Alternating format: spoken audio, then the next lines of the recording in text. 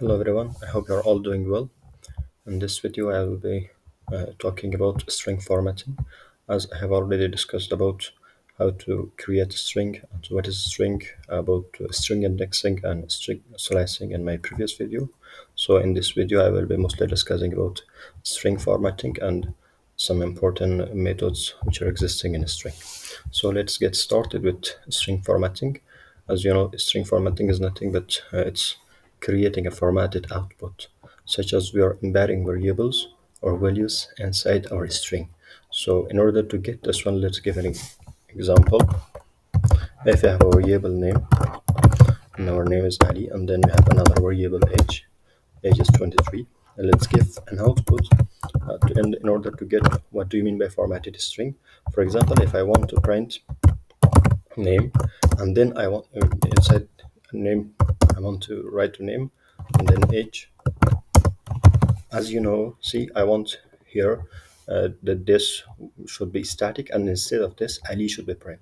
And I want age, and inside this age, 23 need to be printed.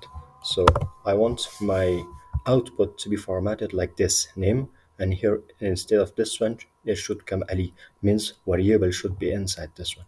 And here age, and instead of this age, 23 should come. So I want to put variable or embed variable inside my string.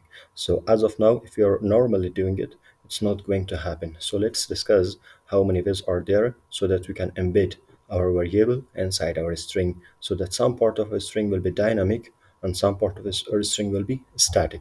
So for this we have three ways. The first one is formatted string literals, which this one is working only from Python 3.6 and 3.7, 3.8.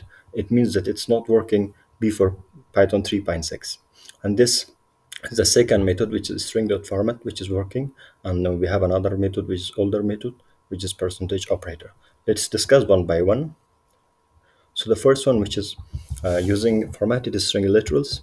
In this one, what we are doing, if you want to create a formatted string, then you have to put your expression inside this braces or inside curly braces. For example, if you want to do the same example and you want to use if string or formatted string, then instead of this one, you should put your variable name inside curly braces, and this variable name also inside curly braces. And one thing more, that you should start your string with if.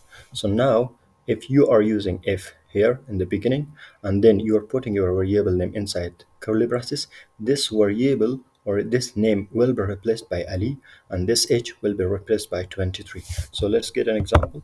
Run it. Yeah, see, as you're seeing, this name is static, it's coming by itself, but the one with variable name which is inside curly braces will be replaced by its value Ali. Now if you change the name to Ahmed, so it is dynamic, that's why this name will be changed to Ahmed. So this is the first method, and one thing that you should remember, that it's only working for above Python 3.6. So let's discuss about the second method. In the second method, which is we are using the format method of a string. Here we need to use a placeholder, and our placeholder will be curly braces. It has little bit different scenario or little bit different syntax. So in this method we are using placeholder. So let's get an example of what do you mean by placeholder and how it's going to be done using this method. So in this method, what do we need to do? We are not need to or do not need to write the variable name. And instead of variable name, we will only write curly braces. This curly braces is a placeholder. It shows that the name, which is Ali, should be printed instead of this one. And age, and instead of this one also we will write only placeholder. So after this, we will use format function like if or and is, and we will give our variable as a parameter or argument to this one. See what will happen, this name will replace this curly braces and age will replace this curly braces. That's why we are using then the format method of the string. We need to use placeholder, and this is just identifying that your name, which is not name, which is the value for this name, which is Ali, will replace this place, and age, which is 23, will replace this place. See, as we are seeing here, instead of this curly braces, Ali is printed. And instead of this curly braces, 23 is printed. So we could embed our variable inside a string. This was the second method. And for the third method, we are using percentage operator, which is early or which is older method. And in this one, we the same thing. If we want to do the same operation, so here what we will do, we will use placeholder again, same as this one. As here we were using placeholder, we need to use placeholder, but here the placeholder is a little bit different. So here, instead of if it depends what type of integer or what type of variable we have. If our variable is integer, then we need to use percentage d as a placeholder. If our variable is float, we need to use percentage if as a placeholder. And if our variable is a string, then we need to use percentage is as a placeholder. For example, now we know that name is a string. So here, instead of writing variable name, I will use percentage is as a placeholder. And age, I know that it is integer. I will use percentage d as a placeholder. And then after that, I will use this operator percentage. I will write my variable name, comma, variable age. So what will happen here, this name will replace this placeholder and the age will replace this percentage d placeholder. Now if I have another variable, like if I want to say GPA, for example, my GPA will be 3.7, 4.7 or 3.7. Then if I want to print this one also, after this I will just write comma GPA, and then here I know that this GPA is float number, so that's why I will be using percentage if, and then I will add my variable GPA here also. Now if I run it, see it's coming, and even I can show, or I can identify how many decimal point printed after this point. So here if I write point 2, only 2 decimal point will be printed. See, 3.70. So I can identify here also. And one thing more that I need to explain here is, if we have binary or if we have Boolean data type, then for Boolean data type we can use percentage d also, percentage if also, percentage is also. So if you percentage d, it will print for you. For true it will print 1, and for false it will print 0. But if you use percentage s, for true it will print true, and for false it will print false. And for complex data type we need to use percentage s. So let's discuss about string methods, some important string methods at this point. First we will start by talking about find method. We know that find method is used to check the availability of this substring inside the string. It checks if this substring is available inside this string or not. If this substring is available inside this string, it will return its first occurrence index. If it's not available, it will return -1. Let's go by giving an example. For example, if I have one sentence, I will say, I like, for example, Ahmad's pen.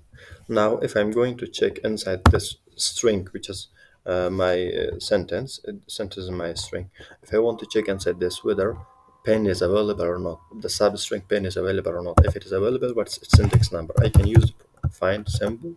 I will say go to my string sentence and then check find, and my substring is pen. See, I'm going to check this substring is available inside this string or not. If it is available, what is its index number?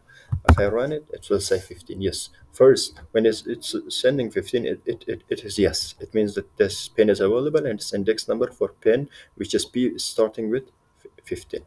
Now let's give another example.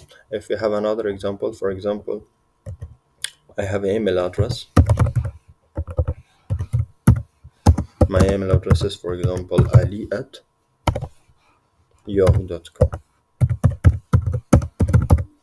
See here, if I'm going to check whether this @ symbol is available inside my email address or not. If it's available, what's its index number? I'm going to store the index number inside I will say email, which is my string, dot find inside this one. What do I need to find? You need to find @ symbol. When you're finding the @ symbol, it is first going to check whether @ symbol is available inside this string or not. If it is available, it will send my index number for this @ symbol. Later on, what can I do? I will print.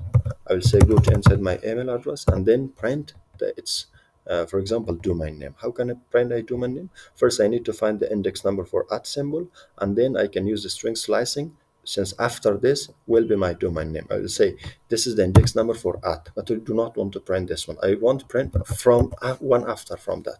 So till end of the string. So this is the symbol till end of the string. If I run it, now I can see I can print yahoo.com. So what? How find could help me? Find could help me that this substring is available inside this string, and it could give me its index number, and use that index number I could find the domain name for this email.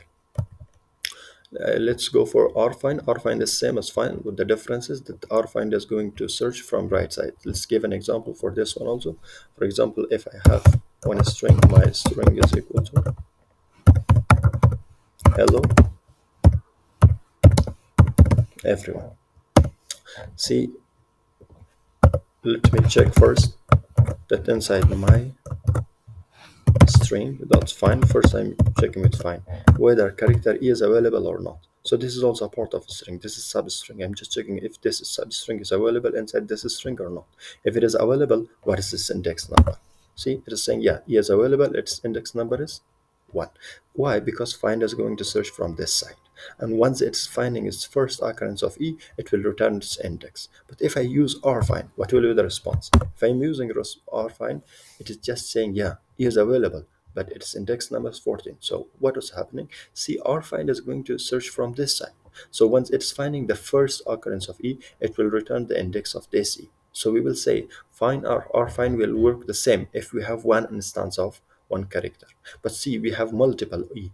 So if find is searching from this side, it will get the index for this E. Rfind will search from this side, it will get the index from this E. If we are searching for some character that's not available, but find rfind will return -1. Let's go to the index. Index is working same as find, and our index is working same as rfind. Let's give an example for this one. So here we will take this example and check whether index is also working same thing or not. So just I told you that the index is working like find. So let's see. See here, I'm searching at inside email. If it is available, return me it is index number. After that, when it's returning index number, I'm printing from that till end of the string. So index is working same as fine. But what is the difference? The difference is this one. Let me clear the difference. That once we're using find symbol, for example, I'm using here find, but I'm searching for a symbol hash. See, once we are doing this one, if the symbol is not found, what do the find method will do? Find method will return as -1. See, it will return as -1. But if I'm using index, so it will not return -1. It will give surely value error. So it will return an exception value error. So that's the difference. That once the character is going to be found, index and find will respond the same. They will respond the index number for that substring. But if the character is not found inside this string, find will return -1, but index will return value error. Same cases with rfind and index. Now let's go to another method called count. Count, this method is used to check how many times this substring is occurring inside this string. Let's give an example for this one. For example, if I have my string, in my string I have that this is a good person. See, now let me check. I will say print, I will say my string dot count. I want to count inside this string. I want to count something. For example, I want to count how many times good has come. If I run it, it is just telling good has come only 1 times. If I say how many times O has come, if I run it, it will say the character O has come 3 times. So this count method is used to check whether this substring has come how many times inside this string. Then we have upper. This method is used to convert all the characters into uppercase. Another one is lower. This method is used to change all our characters or symbols into lowercase. Let's give an example for this one. For example, if we have our sentence and we want to say this is a good example, and then I want to convert all of them to uppercase. What will I do? Just I can say print, or I will say my sentence is equal to, I will say sentence dot upper. So this upper will change all this. This is my string sin, which is then if I print now my sentence, see it will be all uppercase later. I can give the same example for lowercase also. So let's give here. I will say if I'm writing like this, if I'm writing this is a good example. See, some of them is small case and some of them are uppercase. If I use now lower, it will convert all to lowercase. See, it's converting all, both the uppercase and lowercase. Both of them will be converted into lower case. Another example is a strip. So we have a strip. This method is used to remove white space from both sides, from left side and right side. To get an example, I will write just one string here.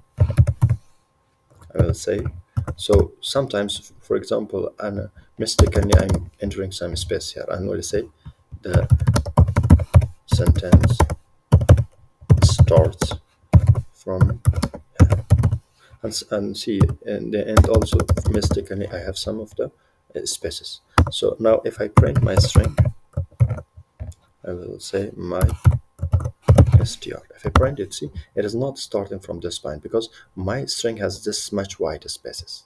So sometimes if I want to analyze my sentence, I will check whether my sentence starts with T, capital T or not. It will give error because it's saying that my sentence is starting with this white space and it has this much white space in its end. So I need to remove this white spaces.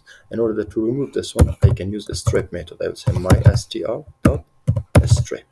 This strip, we have L strip also. So L strip, left side strip, it will only remove this strip, white spaces.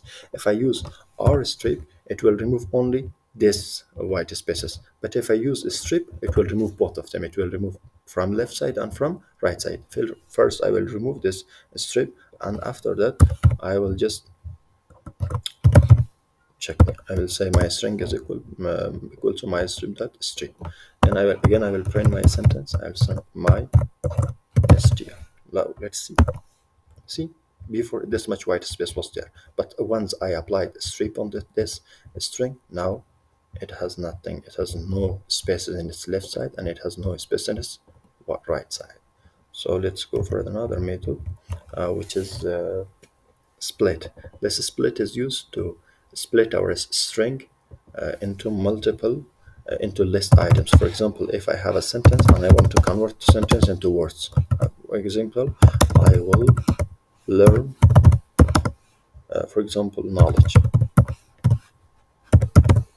So this is a sentence. I want to convert it to the words. I want each one of them, each one of the words to be different. Now, how can I do? I will do using this split. I will say words is equal to sentence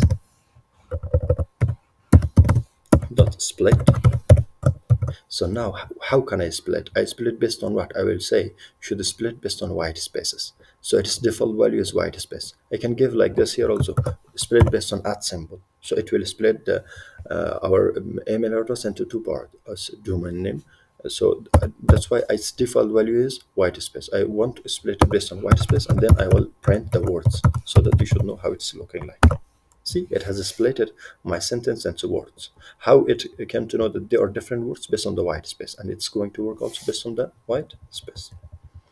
After that, I have a method called starts with and ends with. This is checking, starts with is checking whether our string is starting with this prefix or not. And also ends is checking whether our string is ending with this suffix or not. So let's give an example for this one. Let me use this one because this is something that I have already used. See, I will say print. I'm thinking that my sentence is starting T-E-R-T-S starts with.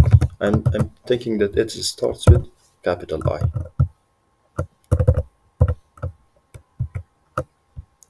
This is starting with capital I, and then the same thing I will give. Because it will just say true or false. I will also say that my sentence is ends with, for example, I will say with the dot symbol. See, I'm putting dot also here. So now see, if I run my program, For the first one, you'll say false. Why? Because it's, yeah, it is correct. It is starting with I, but it's not capital I, it's small I. For this one, it's ending with this. Yeah, it is saying true. Now, if I convert this one to capital I, yeah, it will say true. True means our sentence starts with capital I and ends with dot symbol or dot character. Now let's go for the last one, which is replace. This method is used to find this one, which is our old substring, and replace it with the new substring. For example, if I have this sentence, for example, my sentence is like this. So I'm just going to replace learn with the study. So how can I will do? As a sentence is equal to sentence dot replace. I will write my old character. I will say replace learn. I do not want to use the word learn. Replace it with what? With study. So later on, I will print my sentence again. See? Now, learn is replaced with study. This method is just to replace this word with this word. Thanks for watching. If you like the video, please like, comment, and subscribe the channel.